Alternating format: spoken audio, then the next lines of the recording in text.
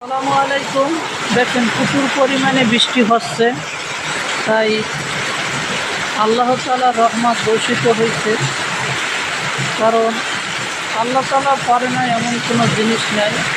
তিনি আমাদের সৃষ্টিকর্তা, তিনি আমাদের পালনকর্তা, তিনি আমাদের রিজিকদাতা, সব কিছুই তার হাতে।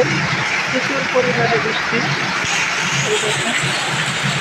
তাই আমরা মাঝে মধ্যে একটু চিন্তা করবো, নিজেরা একটু ভাববো, যেটা সব কিছুই তার হাতে। তাই আমরা সবসময় 5 ওয়াক্ত নামাজ পড়ব এবং নামাজের দাওয়াত দিব।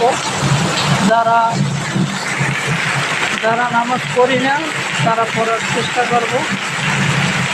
আমা খলাকুল জিন্না ওয়াল ইনসানা ইল্লা লিয়াবুদুন। আল্লাহ তাআলা মানুষ এবং জিন জাতিকে আল্লাহর ইবাদত করার জন্য সৃষ্টি করেছেন। দেখেন, কারো হাতে কোনো ক্ষমতা নাই।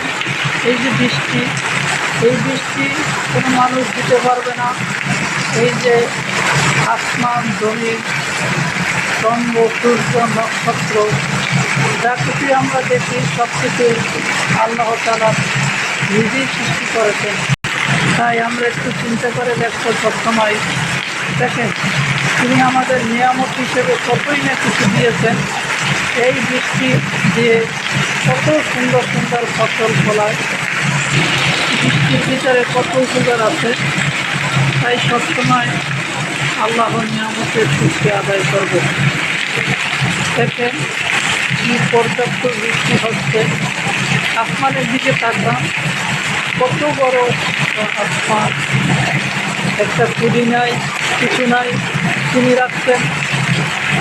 এর সৃষ্টিকর্তাকে একটু গবেষণা করেন।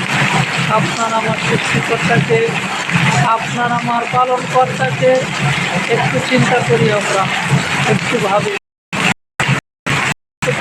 বৃষ্টি, প্রচুর বৃষ্টি হচ্ছে।